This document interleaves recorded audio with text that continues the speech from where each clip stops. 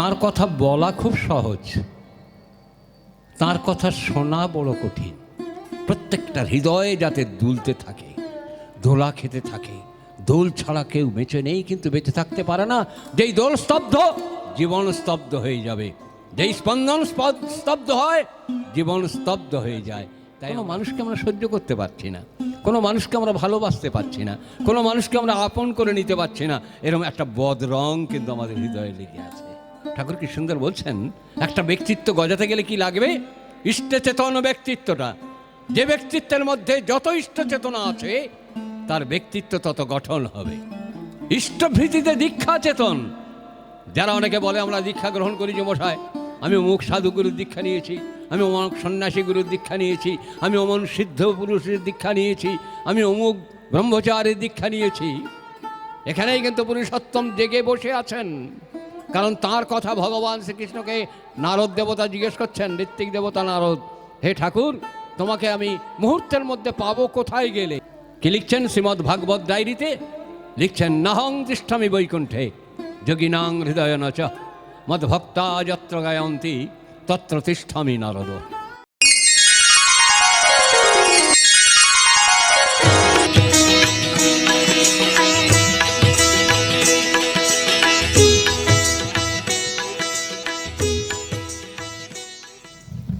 জয় গুরু।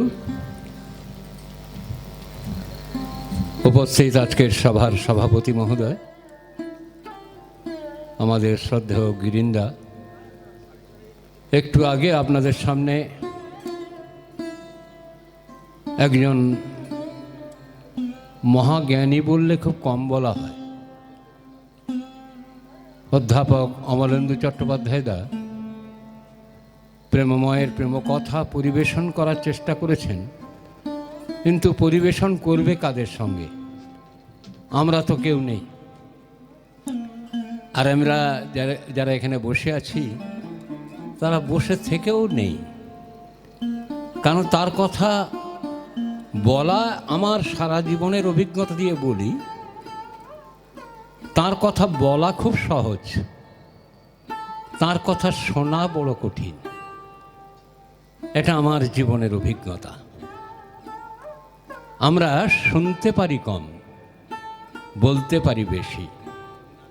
পরম পুরুষের দরবারে দেখেছি, তার কাছে অতি নগণ্য থেকে অতি অগ্রগণ্য ব্যক্তিত্বরা যারা তার কাছে গিয়েছেন, অতি বৃদ্ধা, দাঁত পড়ে গেছে, কথা বলতে পারেন না, লেখাপড়া জানেন না, তিনিও প্রভুর কথা, প্রভুর সঙ্গে কথা বলবেন, এত বড় বিশাল চৌকিতে বসতেন, তিনি সরে গিয়ে কানটাকে এমন করে ধরে তার মুখের কাছে কানটা নিয়ে শুনতেন। অত বড় শ্রোতা বোধহয় বিশ্ব ব্রহ্মাণ্ডে আর দ্বিতীয় কেউ ছিল না। আর অমন্তর শ্রোতা আর কেউ হবে বলে আমি জানি না। মানুষের কথা কেমন করে শুনতে হয়, পুরুষোত্তম শ্রী শ্রী ঠাকুর অনুকূলচন্দ্রের দীক্ষায় দীক্ষিত না হওয়া পর্যন্ত একটা মানুষ কিছুতেই বুঝতে পারবে না। এই এলাকার মানুষ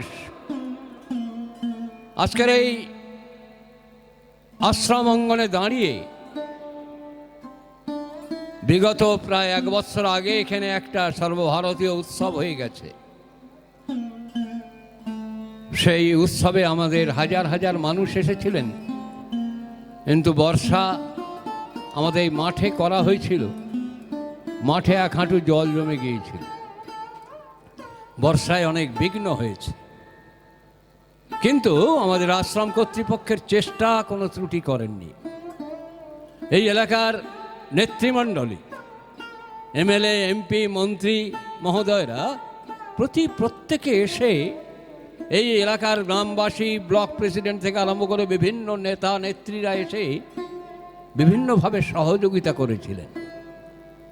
আবার প্রায় 1 বছর পরে, 10-11 মাস পরে মহতী মহোৎসব উদযাপিত হচ্ছে। মানুষ তুলনায় কম, হয়তো আগামীকাল কিছু আসবে।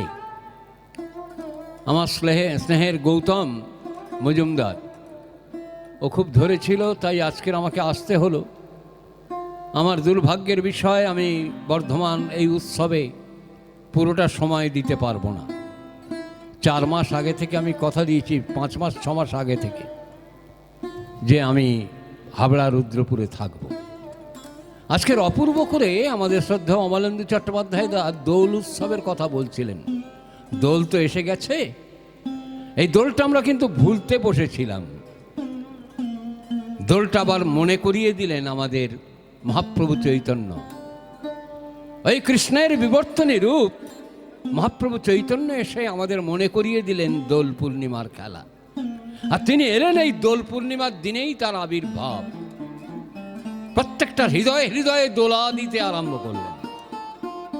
মরা মানুষ পর্যন্ত বেঁচে উঠল তাঁর সংস্পর্শে। সেখানে হিন্দু, মুসলমান, খ্রিস্টান কেউ বাদ যায়নি। তাঁর দীক্ষায় দীক্ষিত হয়ে প্রত্যেকের দোল দোল দুলুনি রাঙা মাথায় চিরুনিয়ে খেলা খেলতে থাকলো। পরমপুরুষ শ্রী শ্রী ঠাকুর অনুকূলচন্দ্র মহাপ্রভু চৈতন্যের বিবর্তনী ব্যক্তিত্ব, তিনি অবতীর্ণ হয়ে বললেন, দোল চলে যাবে কিন্তু দোল চিরদিন থেকে যাবে। সঙ্গে সঙ্গে দেবীদা প্রশ্ন করছেন যে ঠাকুর দোল চলে যাবে, দোল চিরদিন থেকে যাবে মানে? ঠাকুর বলছেন এই দোল পুজোটা চলে যাবে। অর্থাৎ দোলের দিনে যে আমরা দোল পুজো করি, দোল পুজো করে চলে যাবে, কিন্তু দোল চলছে। দোদুল দোলায় প্রত্যেকটা জীব জগৎ বিশ্ব ব্রহ্মাণ্ডের সব কিছু দুলছে। দেখবেন সূর্য কিন্তু স্থির নেই, তিনিও চলছেন একটু একটু করে, অতি ধীর হয়েও তাঁর একটা গতি আছে। আর গতি আছে বলেই কোটি কোটি ব্রহ্মাণ্ড তৈরি হচ্ছে সূর্য থেকে। এই গতি আছে বলেই কিন্তু, ওই দোল আছে বলেই কিন্তু, তাই ঠাকুর বলছেন দোল কিন্তু শেষ হয়ে যায় না। আপনারা যে আগামী মঙ্গলবার 3রা মার্চ যে দোল উৎসব দেখবেন, সে দোল কিন্তু ওই উৎসবের দিনটা শেষ হবে, কিন্তু প্রত্যেকটা জীব জগতের মধ্যেই দোলা চলতে থাকবে। সেই দোলার দোলন চলছে। আর এই দোলন লীলা করবার জন্যই কিন্তু এই বর্ধমান জেলার এই প্যামরা সৎসঙ্গ আশ্রমে মহোৎসবের আয়োজন করেছেন। প্রত্যেকের হৃদয়ে ওই মরা জীবনটাকে জীবন্ত করে তোলার জন্যে, ওই আন্দোলিত করে তোলার জন্যে, হৃদয়ের মধ্যে প্রেমের জাগরণ করার জন্যে, ভক্তির জাগরণ করার জন্যে, জ্ঞানের উন্মোচন করার জন্যে এই দোল উৎসবের আয়োজন। প্রত্যেকটা হৃদয়ে যাতে দুলতে থাকে, দোলা খেতে থাকে। দোল ছাড়া কেউ বেঁচে নেই, কিন্তু বেঁচে থাকতে পারে না। যেই দোল স্তব্ধ, জীবন স্তব্ধ হয়ে যাবে। যেই স্পন্দন স্তব্ধ হয়, জীবন স্তব্ধ হয়ে যায়। তাই আমরা শুনি ভগবান কৃষ্ণের হাতে বাঁশরি বাজে, আর সে বাঁশরি কি সুরে বাজে? রাধা রাধা বলে বাজে, অন্য কিছু বলছে না গো। বাঁশরিতে বলছে রাধা রাধা। এই রাধা রাধার কথা একটু আগে আমার শ্রদ্ধেয় অমলেন্দু চট্টোপাধ্যায় দা ভারী সুন্দর করে বলছিলেন। এই দোলন খেলা জগৎ জুড়ে চলছে, ভগবান কৃষ্ণের আমলে চলেছে, ভগবান রামচন্দ্রের আমলে রাম রা রা রা রা করতে করতে ওই দোল খেলা। প্রত্যেকটা জীবনের দোলা আরম্ভ হয়ে গেছে। আজকের এখানে যারা যে কর্মীবৃন্দ এখানে কাজ করছে, প্রত্যেকের জীবনে কিন্তু দোলন ছন্দ বেড়ে গেছে। প্রত্যেকের জীবনে রং বদলে গেছে, প্রত্যেকের রঙে রঙিন হয়ে আছে। এতদিন কিন্তু আমরা সেই রং ছিল না। আমরা জানেন বিভিন্ন সময়ে হিংসার রং, ক্রোধের রং, লোভের রং, মোহের রং, এই রঙে রঞ্জিত হয়ে আছে নিরন্তর। একটা মানুষ কিন্তু আমরা কিন্তু রং ছাড়া নেই, রং ছাড়া কেউ বাঁচতে পারি না, কিন্তু বিভিন্ন রং লেগে আছে।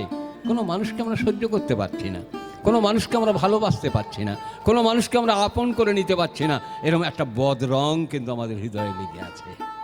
পুরুষোত্তম শ্রী শ্রী ঠাকুর তিনি পরম প্রেমময়, তিনি এসে আমাদের মধ্যে ভালোবাসার রং সৃষ্টি করতে চাইলেন। প্রত্যেককে যাতে ভালোবাসতে পারে, প্রত্যেকে যেন প্রত্যেকের জন্য হয়ে উঠতে পারে। এই প্রত্যেকেই সুন্দর করে বলছেন। আমাদের দেখবেন একটা জায়গায় আমরা মানুষ এসছি, একটা উৎসব করছি, সেখানেও দেখবেন একটা বিভেদ বিচ্ছেদ। এই গ্রামে এই মহতি মহোৎসব হচ্ছে, এই গ্রামের মানুষ ভাবছে ওগুলো তো সৎসঙ্গীদের জন্য, আমাদের জন্য না। না, জীবনকে জিইয়ে রাখার আন্দোলন প্রত্যেকের মধ্যে আছে। আজকের প্রত্যেকটা ঘরে ঘরে কিন্তু এই আন্দোলন চলছে। প্রত্যেকটা সংসারে সংসারে কিন্তু এই আন্দোলন চলছে। আমরা মানি বা না মানি, প্রত্যেকটা জীবনের কথা নেই, জীবনের হাহাকার, মরণের হুঙ্কার। মরণ যেন প্রত্যেকটা জীবনকে সংকুচিত করে দিচ্ছে, তাই ধেয়ে আসতে পারছি না আমরা।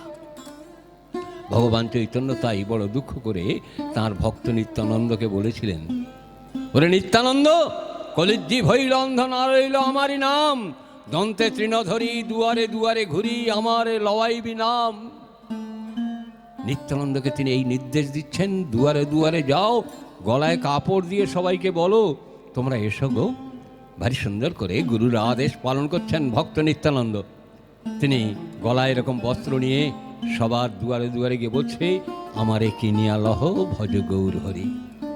তোমরা আমাকে তোমাদের চাকর বানিয়ে নাও, কিন্তু বিনিময়ে একটাই প্রাপ্তি দাও, তোমরা আমার ইষ্ট দেবতাকে ভজনা করো। আজকের এই এলাকার ভক্তমণ্ডলী যারা আছেন, আমার এখানে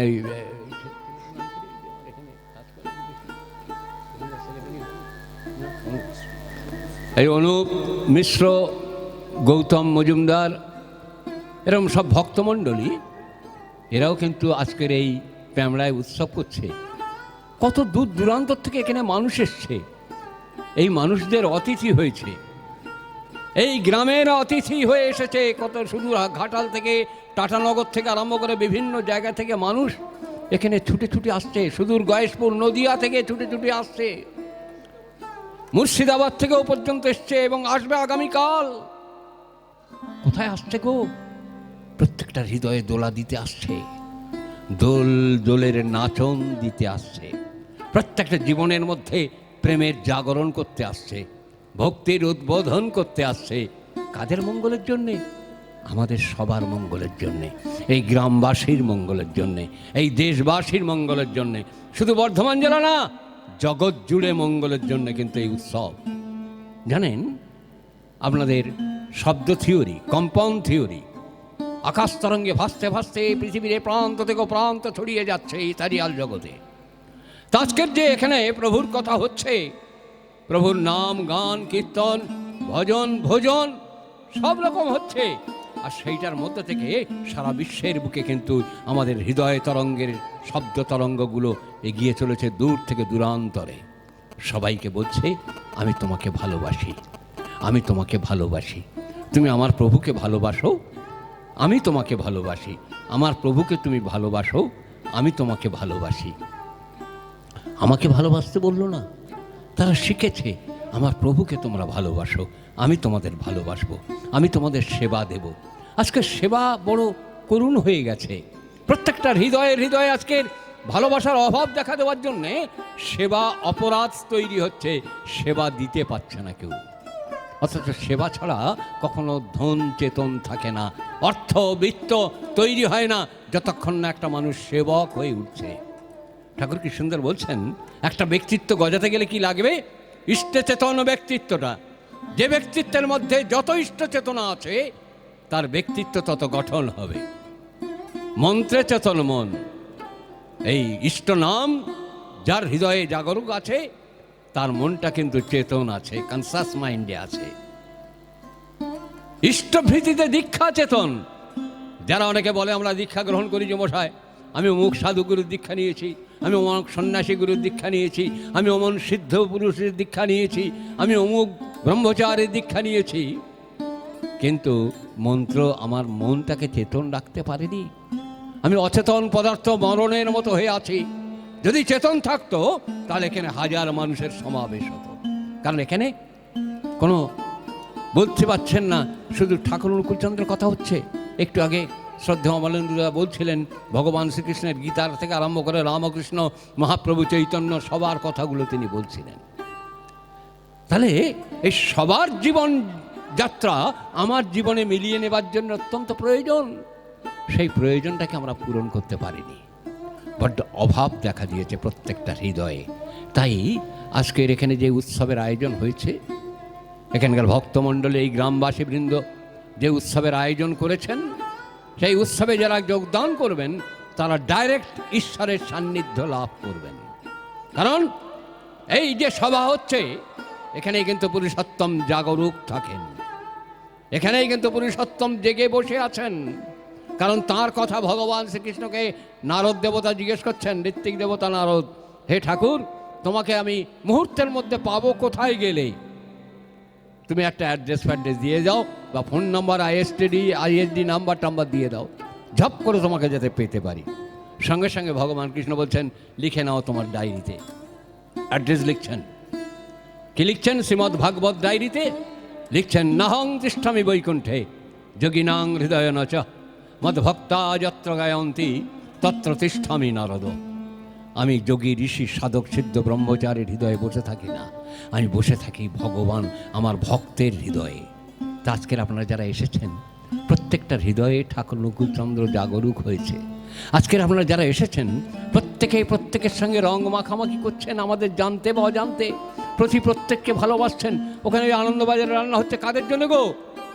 এখানে যারা কর্তৃপক্ষ তারা খাবে বলে না, বহু দূর দূরান্ত থেকে ভক্তরা এসেছে তাদের সেবার জন্যে। এই সেবা অনুরাগ, সেবাই কিন্তু ধন বাড়ে, অর্থ বাড়ে, বিত্ত বাড়ে, সম্মান বাড়ে। তাই সেবা দেবার জন্য এরা উন্মুখ হয়ে আছে। আমরা কি সেবা নেবার জন্য প্রস্তুত হয়েছি? তাই আজকের এখানে যারা উৎসবে এসেছেন, আমি ভেবেছিলাম আজকের আর আমি বলবো না, আমি আজকে চলে যেতেও হবে, কিন্তু আমার স্নেহের আশিস ও ধরলো, আপনি অন্তত একটুখানি কিছু বলেন। আবার গিরিন্দা এখানকার সভাপতি, তিনিও ধরেছেন আমাকে কিছু বলতে। তাই আপনাদের সামনে একটু ভুল বকে গেলাম বোধহয়, তবে এটা আমি বুঝেছি আমার জীবন দিয়ে। প্রত্যেকটা জীবনকে নড়তে হবে, প্রত্যেকটা জীবনকে জিইয়ে রাখতে হবে, নইলে আমার বাঁচাটা সার্থক হয়ে উঠবে না। প্রত্যেকে বেঁচে থাকতে গেলে প্রত্যেককে বাঁচিয়ে রাখতে হবে। এই বাঁচা বাড়ার আন্দোলন, এই উৎসবের আয়োজন প্রত্যেকের জীবনে, এই উৎসব প্রত্যেকের জীবনে উৎসমুখর করে তুলুক, উৎসমুখীন করে তুলুক, জীবন বৃদ্ধি মুখর করে তুলুন, বর্ধন মুখর হয়ে উঠুক। এই প্রার্থনা আমার প্রিয় পরমের চরণে জানাই। আপনারা শুভে সুন্দরে সহবাস করে মঙ্গল সুন্দরে অভিগমন করুন, ইহাই আমার জীবনের প্রার্থনা আপনাদের জন্যে। দয়াল আপনাদের ভালো রাখুন, সুস্থ রাখুন, 100 বৎসরের বেশি বেঁচে থেকে আপনারা ভগবানের হয়ে উঠুন। এই প্রার্থনা প্রিয় পরমের চরণে জানিয়ে আমি আমার আলোচনা শেষ করছি। জয় গুরু, বন্দে পুরুষোত্তমম।